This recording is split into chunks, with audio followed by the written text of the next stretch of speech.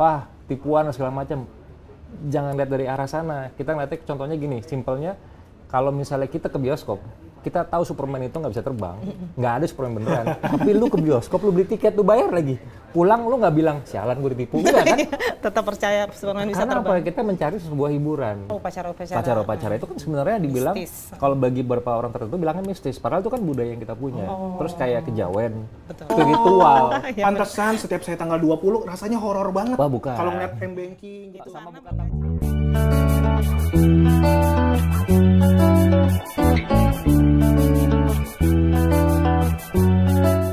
Fitri tadi pakai kemenyan nggak sih? Kok kayak ada aroma kemenyan ya? Tapi kok gelap ya? Ini gimana nih? Kok jadi Gelap gelap ya? nih? Kok jadi horor gini ya? Aduh, Apakah saya kayaknya ada yang ganteng di sebelah. Bukan serem tau, tapi kan Tapi ada orang ketiga. Wah, orang ketiga. orang ketiga di antara kita. Halo Mas Demin, terima kasih. Aku sampai dingin. Tadi udah deg-degan ya, kirain yang datang tuh horor. Ternyata Tadi saya sebenarnya kesini gara-gara ada ini apa dengar ada suara-suara panggilan gitu. aduh, jadi Suara horor. panggilan alam atau apa? Ada yang nyanyi tadi perdamai, perdamai. Oh Kodam. gitu. Itu ternyata yang membuat Saya Demian datang ya. Iya. Jadi lewat sini lah panik, ada rame-rame gitu. Gitu. Emang suaranya kayak ini ya Mas? Bener Kayak kan, penunggu parkiran ya? tadi. Oh, panggilan. Serius ya? Apa kabar Baik, Mas sehat, Demian? Semangat nih Mas Demian pagi nih ya. Ini Iya. lihat-lihat tato makin banyak ya? Enggak, dari dulu, udah dari 2017. Kalau boleh tahu ini tato apa nih Mas Demian? Ini naga. Ini harimau. Harimau. Harimau. Ininya apa nih Mas? Filosofinya Maknanya. kenapa harus ada Harimau naga, dan naga. ada harimau? Kayak mewakili sesuatu nggak sih? Sebenarnya nggak awalnya gini kan, kalau misalnya di kepercayaan beberapa kayak di Jepang segala macam atau etnis Chinese itu di belakangnya kan kalau di ruang kerja tuh selalu ada harimau sama naganya. Kodam ya, kodam. Bukan kodam. Enggak, karena apa namanya lebih melambangkan tuh lebih kayak kayak perlindungan atau segala macam kayak gitu-gitu sih. Sesuatu yang melindungi. Sama ini sebenarnya agak gimana ya kalau mungkin nggak semua orang percaya tapi kayak saya tuh ngerasanya dulunya tuh pernah dilahirkan di Jepang. Oh, Rasanya reinkarnasi gitu. kayaknya ya, cuman kan rasanya karena entah kenapa kayak jatuh cinta aja sama Jepang semuanya.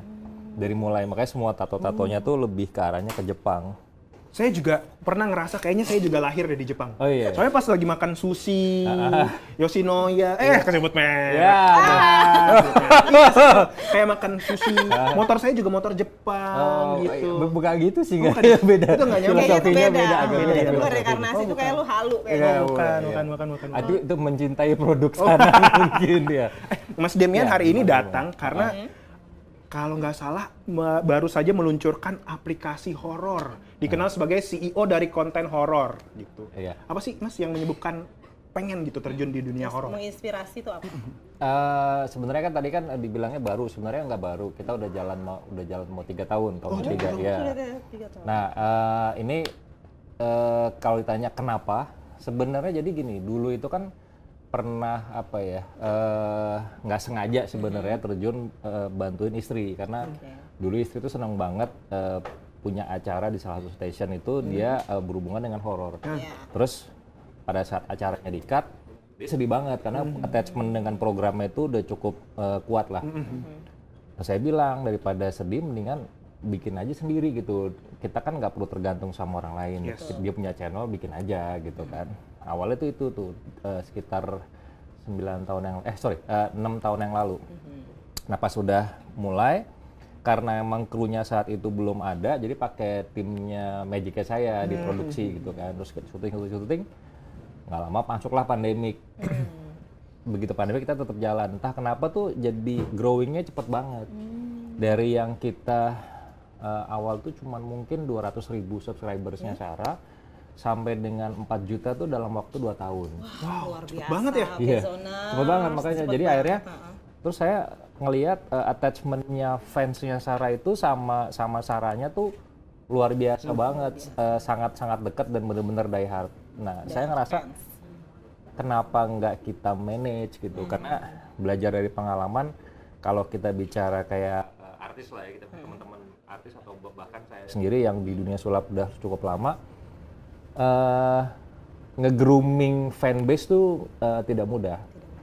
Ini kebetulan Sarah udah ada, Kenapa nggak di grooming aja fanbase-nya? Jadi kalau zaman dulu kayak Slankers kan kuat banget tuh. Iya benar, kemana-mana ngikut. Iya bendera, bawa bendera. Vespa-an. Nah akhirnya bikinlah seperti itu modelnya. Konsepnya sama, gimana caranya si Sarah ini di grooming fanbase-nya. Akhirnya benar-benar kuat. Jadi kita pada saat kalau bikin acara apapun datang fansnya. Karena itu die hard tadi. Die hard fans. Nah awal dari situ sampai akhirnya ngerasa kayak kita kan selama ini numpang platform di YouTube gitu kan. Kalau misalnya one day, pertanyaannya cuma satu, kalau misalnya one day YouTube itu udahan, Itu dia. kita mau hidup di mana gitu loh. Terus yang lainnya pada kita mau punya platform kemana untuk showing karyanya kita, ya bikin aja aplikasi sendiri. Gitu. Awalnya itu. Jadi di aplikasi itu juga bisa nonton-nonton video yang sudah pernah diproduksi sama Sarah dan juga timnya Mas Demian. Uniknya kita karena harus punya diferensiasi karena kan yang YouTube tuh free, sedangkan yang aplikasi kan berbayar bulanan. Nah kita harus kasih yang beda dong, karena kan effortnya lebih gede, orang kan bayar. Nah, akhirnya kita bikinlah yang spesial, taruhnya di aplikasi. Adventure gitu ya. Iya. By the way, ini ada pertanyaan dari Okezoners dari media sosial. Apa tantangan terbesar mengembangkan aplikasi horor di Indonesia yang masyarakat akrab dengan cerita mistis? Artinya pasarnya udah ada nih. Pasarnya udah ada. Sebenarnya tantangan terbesar cuma satu. Apa tuh? Sampai detik ini susah banget brand masuk. Mungkin karena brand itu agak sedikit kurang nyaman ketika masuk ke konten horor. Nah sebenarnya gini, orang mikirnya terlalu seperti apa ya? Terlalu konvensional bahasanya, konvensional banget. Jadi mikirnya di mistis pasti aing maung aing macan gitu yang kesurupan gitu kan. Iya benar. Enggak, tapi maksudnya kan mindsetnya masih begitu kan. Betul. Nah itu akhirnya yang ngebuat brand kayak ngerasanya ntar jadi ngejelekin ini gue nih image atau yang wah misis-misisan nggak mau gitu. Padahal kalau kita track back ke luar negeri, kita lihat ke luar negeri, semua yang berbau horor itu nggak mesti mistis loh. Betul. Karena horor itu adalah sebuah balutan packaging. Packaging. Kalau di sini jadinya mistis, spiritual. Pantesan setiap saya tanggal 20 rasanya horor banget. Wah, bukan. Kalau ngeliat m-banking gitu. Sama Karena buka pembagian. dompet, aduh Iya. gitu kok cepet banget. Itu habis. Masuk lah itu brand Bukan. Mbak. Yang horor itu adalah pola hidupnya. Gaya hidupnya ya. Iya, gaya hidup. yang salah ya. Nah, tapi intinya gitu akhirnya dari situlah kita ngelihat oh ternyata brand tuh belum open minded, padahal yang kita jual itu sebenarnya kita tuh lebih kayak ke makanya namanya di DMS Plus itu adalah Horror Cinematic Universe. Jadi Horror Cinematic Universe. ya karena memang kita mau ngasih tahu bahwa yang kita tawarkan atau yang kita show ke orang-orang itu bukan horor yang mistis, tapi horor kayak Hollywood. Packagingnya, segala macam kualitasnya kualitas Hollywood. Nah untuk gitu. konsepnya sendiri nih, apakah cuman sekedar buat nakut-nakutin, terus orang dapat sensasi, atau memang bisa dibikin ada menginspirasi atau gimana? Nah itu dia, makanya tadi balik lagi yang aku bilang tadi Horror Cinematic Universe karena kita tidak mengangkat mistisnya, tapi yang kita angkat adalah memang packaging horornya sama dapat apa sih dari kalau nonton kita. Nah, Kan ada selalu sesuatu. kalau buat saya pribadi kalau misalnya kita punya platform, contohnya kayak gini ya, Morning Zone, kita punya platform kan harus bermanfaat juga buat orang, either informasi atau apapun. Betul. Nah itu yang kita coba untuk tawarkan, nggak cuman dapat ketegangan seremnya, tapi pada saat selesai nonton orang dapat pembelajaran. Oke. Nah, berarti Itu ada tuh ya. sampai detik ini saya suka merinding sendiri ketika pada saat bacain komen, karena ada beberapa dari mereka hampir bisa dibilang mau memutuskan untuk suicide, tapi gara-gara nonton konten kita jadi nggak jadi. Keren banget. Ininya apa Mas? Kan misalkan orang memutuskan untuk ya. Iya. Terus karena nonton akhirnya tidak memutuskan jadi, untuk Iya. memendam keinginannya. Karena gini, pada saat Triggernya Sarah itu kan pada saat berkomunikasi dengan mereka yang sudah meninggal kan. Nah pada saat berkomunikasi dengan mereka yang sudah meninggal, yang meninggal itu menceritakan bahwa saya pernah melakukan kesalahan ini. Misalkan saya mencoba misalkan drugs dulu, akhirnya karena orang berusaha nolong saya, tapi saya tetap kekeh karena saya ngerasa enak nih atau gimana whatever, akhirnya dia meninggal gara-gara OD. Nah di situ beberapa mungkin kayak yang ngerasa kayak gue nggak boleh gini nih. Iya. Gitu, gue nggak boleh gini, gue harus stop karena kalau nggak gue kayak seperti itu mengulangi kesalahan yang sama. Or misalkan gue stres banget dengan tekanan ini, orang-orang lingkungan gue tuh beneran nge-push gue, terus hidupnya dia tuh ngerasa kayak istilahnya kalau generasi zaman sekarang generasi sandwich atas bawah ditekan gitu kan. Betul. Tapi ternyata dengan suicide tidak menyelesaikan masalah, tapi bisa jadi nyangkut atau bahkan di alam sana tidak tenang gitu. Berarti ya. Oke. Nice. Ada pertanyaan nih Mas Demian. Ya. Aplikasi ini apakah ada misi lebih besar, misalkan edukasi, budaya mistis, ataupun spiritual awareness. Nah, kalau mungkin lebih ke ini kali ya. Pertama itu kita kan udah jelas-jelas di Indonesia tuh senang banget dengan yang namanya mistis gitu kan. Dan nggak ada salahnya memperkenalkan apa yang kita punya ke luar negeri. Kalau luar negeri itu kan memang mereka basicnya adalah skeptis. Sedangkan di kita bicara budayanya kita pribadi aja deh.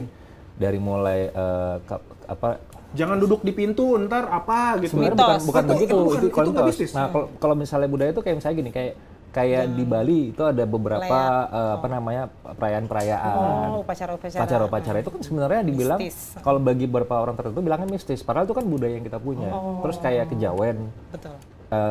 Kayak misalkan ada upacara, simple thing saja deh, ngebakar dupa, orang mikirnya mistis. Enggak, itu sebenarnya ada budaya juga ada. Jadi nggak semua yang hal-hal kayak gitu tuh mistis sebenarnya. Nah, itu yang kita berusaha perkenalkan bahwa Indonesia boleh mungkin secara mindset kita maju, tapi jangan lupa sama budaya kita gitu. Orang lain aja bule-bule pada ke Indonesia pengen ngerasain budaya kita. Masa kitanya nggak nerima bahwa gue tuh orangnya modern, nggak gitu. Malah kita kehilangan Nah, itu yang kita mau angkat juga, maksudnya tanpa disengaja akhirnya itu yang kita berusaha untuk sampaikan gitu loh. Nah, buat yang penasaran Mas Demian, ada yang nanya di TikTok, nama aplikasinya apa, bisa di-download di mana, dan fiturnya ada apa aja? Nama aplikasi DMS Plus. Nah, itu bisa di search aja DMS, jadi DMS pakai plus. DMS Plus. Pakai ada tanda. Artinya apa Mas DMS? Demian mencintai Sarah. Mencintai Sarah. Bukan. Enggak. Keren benar. Keren ya. Baru ngarang tadi barusan. Enggak, sebenarnya aslinya itu DMS itu sebenarnya kalau untuk aplikasinya kita nggak pakai singkatan sebenarnya. Karena memang maunya DMS aja. Soalnya kalau yang di YouTube itu kan kita namanya Diary Misteri Sarah, singkatannya DMS. Iya. Nah, cuman kita mau ke aplikasi, nggak mau bawa nama itu bukan berarti nggak mau, karena kita pengennya tuh emang untuk in general aja, gitu, in general. Jadi takutnya ada orang yang, gue nggak ngefans sama Diary Misteri Sarah, gue misalnya fans yang lain ini, enggak. Makanya kita pengennya DMS Plus itu menjadi emang platform horor untuk semuanya. Makanya kita namanya Plus. Plusnya itu maksudnya nggak hanya horor aja, tapi kita juga ada yang lain-lain, kayak kita punya Sosokpedia namanya. Apa tuh Sosokpedia? Jadi kayak Wikipedia, Wikipedianya tapi horor ya? horor-horor semua. Jadi semuanya tuh ada hantu-hantunya. Oh, kayak misalkan kamus-kamus, istilah-istilah mungkin ya. Apa? Istilah-istilah mistis ya. Betul, tapi kan kalau kita kan taunya cuma simpel tuh, pocong, genderuwo, kuntilanak, kolor hijau, tuyul. Emang ada lagi? Banyak. Oh, ada jenisnya? Makanya download biar bisa. Jadi ternyata Zoners. Keren ya saya. Hantu itu juga banyak jenisnya ya. Emang CEO-nya Mas? Oh iya, CEO-nya. Nah, kalau sekarang ini kan kalau kita lihat konten-konten horor tuh banyak di media sosial. Nah, gimana sih membedakan yang benar-benar konten horor yang berdasarkan fakta, kayak Mbak Sarah kan kayak ada cerita gitu kan, dengan yang cuma sekedar konten, jadi kan kayak mereka tuh ngikut-ngikut doang gitu kan, pura-pura kesurupan gitu. Kalau itu sebenarnya agak sulit ya, soalnya terus terang aja dulunya saya bahkan orang yang paling skeptis gitu. Jadi emang tipis tuh antara kita tahu bohongan sama beneran tipis. Karena yang bisa tahu hanya mereka yang punya kemampuan sixth sense gitu, yang ada sixth sense-nya. Nah, kalau buat saya pribadi misalkan gimana cara tahunya, ya kita bisa tahu sebenarnya dari hati sih. Kayak lihat gitu, kayak ini bohongan atau enggak sebenarnya kita tahu. Tapi kadang-kadang akhirnya kita lebih kayak ngedengerin orang untuk percaya. Makanya kalau balik lagi tuh, kalau di Sarah selalu ngajarinnya, misalkan kita ngeliat sesuatu, mau tahu bener atau enggak sebenarnya kita tahu, tanya aja. Pakai kita rasanya tuh kita tahu kok. Misalkan ini bohong nih, acting segala macam. Nah itu kita bisa ngerasain. Nah kalau misalnya ditanya, terus gimana untuk dengan lihat seperti itu? Kalau menurut saya biarin aja sih, karena kan justru buat saya pribadi ketika pada saat ada seperti itu artinya industrinya kan berjalan. Yes. Mas Dimen, ini ada pertanyaan titipan sebenarnya. Oh, titipan, oke. Ini kalau ini titipan. Kan dari mana? Misalkan lagi syuting nih, lagi ada situasi di mana misalnya Sarah sama Fitri. Terus Fitri menjadi tempat untuk kodam, bukan? diisi oleh media. Itu tuh memang orangnya dia harus bersedia dulu untuk menjadi media, atau memang bisa kemasukan mendadak? Nah, untuk sebagian orang yang percaya, kan jadi wah ini sebenarnya panjang perjalanan. Tapi intinya gini, simpelnya gini, ada yang dua versi lah ya, versi orang yang istilahnya benar-benar dia bisa melakukan apapun, kayak misalkan lo nggak punya sixth sense pun, akhirnya bisa dibuka gitu. Oh ya? Iya. Nah, kalau Sarah lebih penganut yang lebih setiap orang itu istilahnya sudah punya jalurnya masing-masing. Jadi kalau misalnya ada sesuatu yang dipaksakan, misalkan lo emang basicnya adalah tidak punya kemampuan itu, ketika dipaksakan pasti ntar ada yang ngeheng dari lu nya. Nolak gitu ya? Bukan nolak, pasti ada yang salah. Dia tiba-tiba diem. Ya contohnya misalkan gini, simpelnya kayak misalnya kita bicara handphone aja, dulu itu zaman dulu ya, chipnya itu ada voltasenya, ada yang 5 volt sama ada yang 10 volt. Kalau misalnya dipaksain, ini bisa SIM-nya nggak kebaca. Ngeheng kayak gitu, lah ya. ngeheng. Handphonenya akhirnya jadi kita nggak bisa pakai buat telepon, nggak bisa pakai buat internetan. Nah, kalau misalnya kayak dari lu nih misalkan nih, dari sifatnya memang dari leluhurnya atau dari keluarganya nggak pernah ada urusan seperti itu yang dengan mistis. Ketika dipaksakan, pasti nanti akan berimpact sama lu nya. Nah, kita nggak tahu apa. Karena kan kita kan manusia cuma bisa menjalani apa yang hari ini. Kedepannya kan nggak pernah tahu, tapi pasti akan berdampak. Ya belum bisa, tentu dampaknya di hari ini bisa jadi di masa depan. Emang selalu begitu kan? Gitu. Dampaknya lama ya? Iya, karena nggak kayak dicubit sekarang. Iya, langsung sakit. Iya. Nah, itu dampaknya ke depan. Makanya kalau kita percaya seperti itu nih, yang Sarah percayai adalah setiap orang tuh punya jalur masing-masing. Tapi kalau dipaksakan, percaya atau enggak dari orang-orang yang seperti itu, ya mereka yakin bahwa setiap orang tuh punya. Karena manusia tuh istilahnya punya standarnya tuh sama lah. Cuma tinggal dibuka sama ditutupnya aja. Nah, kalau yang Sarah itu tipe kalau yang kalau dibuka nggak bisa ditutup. Kalau Sarah? Tipe kalnya. Tapi ada yang bisa ditutup. Tapi kan kita nggak pernah tahu. Oh iya. Makanya balik lagi. Iya. Kalau misalnya tadi juga ada pertanyaan dari TikTok ya, demografis penggunanya atau downloadernya kebanyakan umur berapa dan seperti apa, Mas Dimian? Sebenarnya kita itu range-nya itu dari 13 sampai yang sebenarnya udah agak landainya itu di umur 45. Cuman tertingginya itu antara 17 sampai dengan 28-30 itu masih tinggi. Gen Z. Ada fitur tambahan nggak, Mas Dimian, kira-kira masa depan? Misalkan request, misalkan rumahnya disamperin tuyul.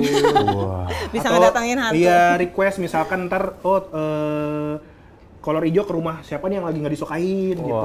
Nah, berbayar 25.000 untuk ngasih ada kolor hijau ke rumahnya si ini gitu. Horor Mas, jadi cuan-cuan Mas. Tapi tanggung jawabnya. Nah, berarti ini nggak sekedar cuan dong, ada tanggung jawabnya. Karena gini, misalkan ya, kita simpel aja nih ya, kalau misalnya berbicara dengan dunia mistis kan mungkin agak susah dimengerti ya, tapi kita logika simpel aja. Pada saat kita nih kerja di sini nih, misalkan kerja, pasti ada kontrak dong. Betul. Benar. Ada hak dan kewajiban.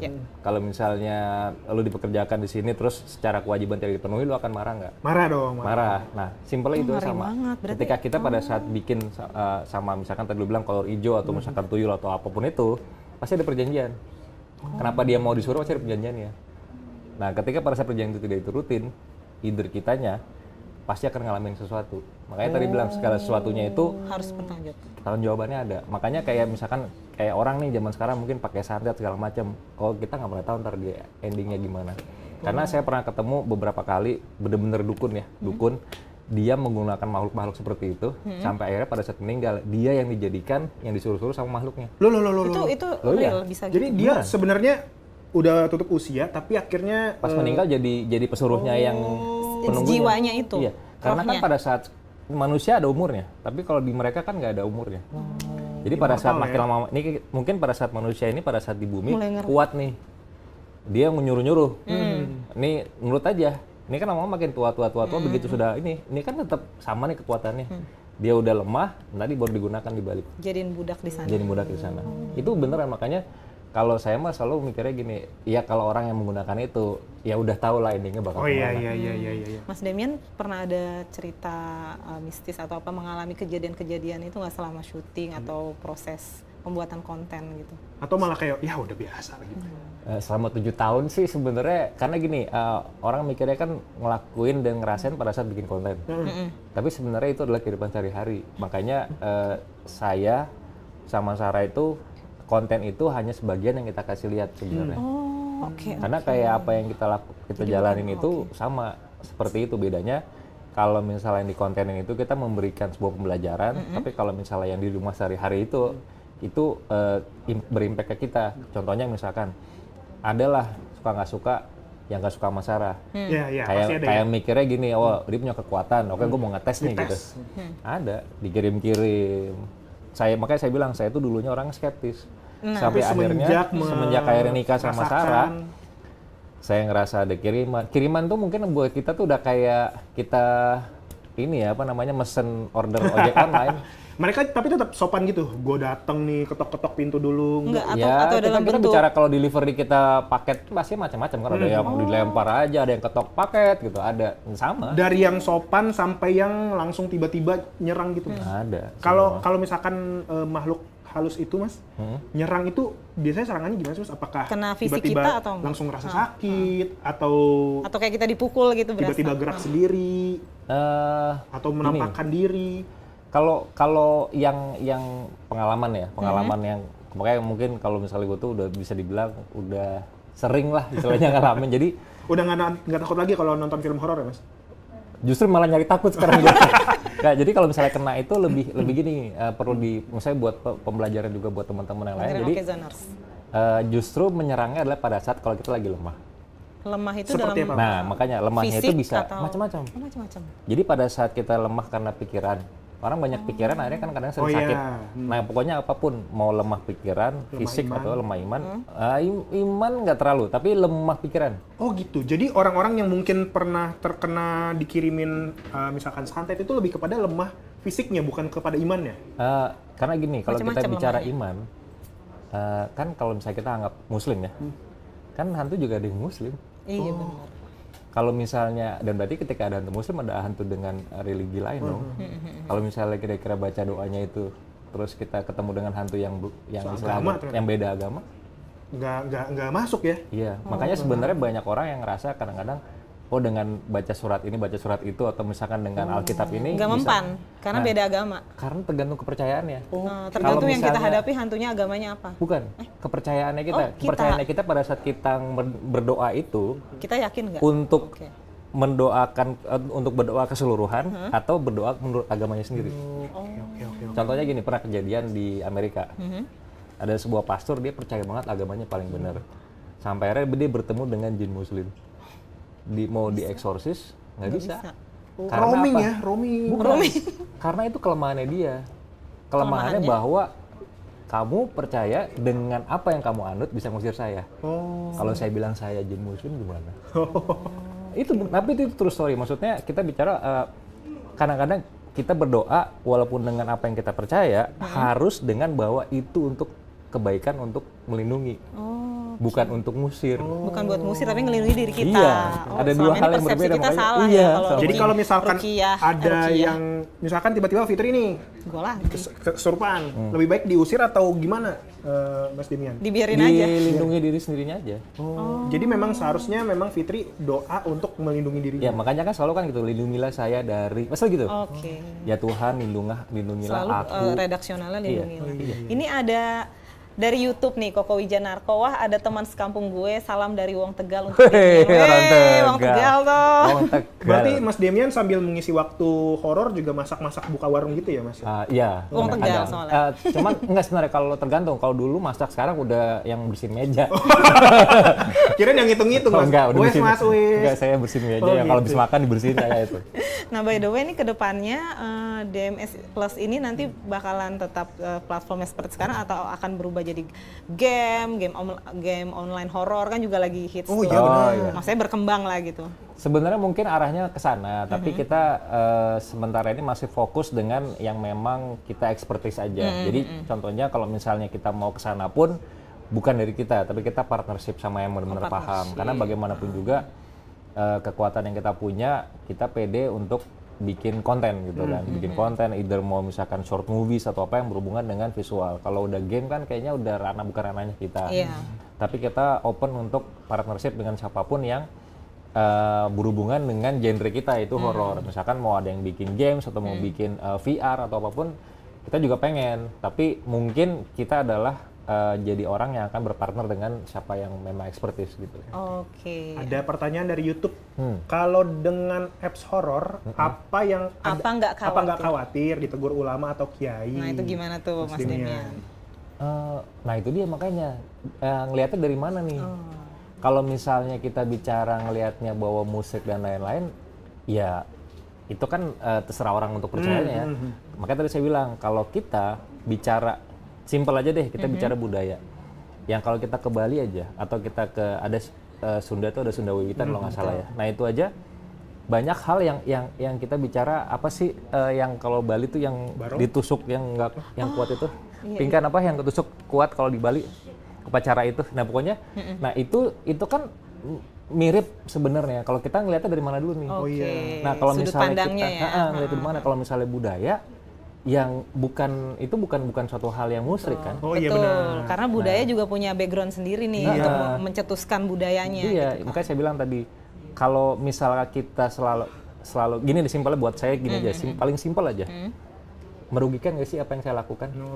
Apakah merugikan orang lain? Betul. Kalau misalnya tidak ada yang dirugikan, kenapa mesti dipermasalahkan itu aja. Kalau misalnya tiba-tiba saya ayo semua ikut saya karena kalian bisa kaya, boleh deh. Atau kalau nggak download gitu kesurupan misalnya diancem itu baru. Ini kita nggak pernah maksa orang untuk percaya, kita nggak maksa orang juga buat download. Kalau misalnya mau ya join gitu.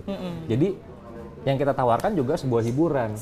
Kalau misalnya kita bicara kayak selalu dibawa-bawanya ke arah ke sana, wah misalkan Spider-Man atau sebuah terbang itu kan nggak ada, wah maksudnya selalu aja gitu. Terus kayak misalkan orang bilang, wah tipuan segala macam, jangan lihat dari arah sana. Kita ngeliatnya contohnya gini, simpelnya kalau misalnya kita ke bioskop, kita tahu Superman itu nggak bisa terbang, nggak ada Superman beneran. Tapi lu ke bioskop, lu beli tiket, lu bayar lagi. Pulang lu nggak bilang, sialan gue ditipu, enggak kan? Tetap percaya Superman bisa terbang. Karena kita mencari sebuah hiburan. Nah kalau buat yang nggak percaya, ya anggap hiburan aja gitu. Ini ada apa nih, Mas Demian dapat salam dari Zili Larasati. Halo Mas Demian, sorry kantong koin terbawa. Sorry kalau mahal. Hah? Oh mungkin Zili pernah Larasati. satu tempat kali ketemu sama Zili. Sorry kantong koin terbawa. Kantong koin apa ya? Main sulap kali ya? Oh. Atau mungkin saya lupa. Saya malah gila ke bawah sama Mas Demian. Kayaknya banyak yang nonton, yang pernah kenal Mas Demian banyak yang nonton nih. Jadi semoga cuma ngomongin sebatas koin aja ya. Jangan ya, saya pernah ketemu di sini di situ. Oke. Nggak ada lagi yang ke bawah kan? Semoga jangan lagi nih ke bawah. Mas kalau misalkan melakukan seni mistis itu, misal kita jangan mistis. Kan bukan itu, kita bicaranya nggak mistis. Kita bicara kalau misalnya melakukan horor gitu aja, horor aja gitu. Aku tuh misalkan gini pertanyaannya, kalau musisi pengen tour nih, festival musik. Kalau misalkan Mas Demian sama Mbak Zara pengen gak sih festivalan, misalkan ke gedung atau tempat yang horor sama fansnya gitu. Oh bikin show gitu. Nah kalau misalnya untuk yang seperti kita lakukan di konten tuh kayaknya enggak, karena kan kita nggak pernah tahu impact-nya apa ke orang yang akan ikut. Jadi buat kita itu masih apa ya, lebih baik selamat orang tuh dijaga. Makanya kayak Sarah tuh nggak sembarang orang untuk ngajak syuting. Tapi buat yang pengen ngerasain, kita insya Allah misalkan kalau bisa ya setiap tahun tuh akan regular kita mau bikin namanya horror festival. Ngapain tuh Mas dalamnya? Nah horror festival tuh sebenarnya all in ada. Jadi kalau misalnya orang yang pengen ngerasain kayak penelusuran kayak Sarah, tapi dengan yang versi aman, kita ada pakai yang tadi VR tuh ada. Jadi kita punya ada wahana VR di mana seakan-akan ngerasain jadinya Sarah. Jadi di sana, tapi di video itu di gamenya itu ada Sarahnya beneran, kita udah pakai video bikin Sarah. Jadi kita ngikutin penelusuran nama Sarah. Jadi kita lihat Sarah di VR itu ya. Terus kita juga punya museum hantu. Jadi namanya Wuruh Lelembut. Ini di mana Mas? Di rumah? Di rumah ada. Tapi kalau misalnya lagi horror festival, kemarin kita di Bintaro Exchange udah bikin Oktober dibawa. Jadi kita ada total itu sebenarnya kan banyak, tapi yang kita bawa di museum itu kurang lebih ada 15. Itu edukasi? Itu hantu-hantu yang, jadi gini. Hantu-hantu yang apa nih? Hantu-hantu yang pernah kita ketemuin, kita bikinin patungnya. Oh, patungnya? Patungnya, satu banding satu.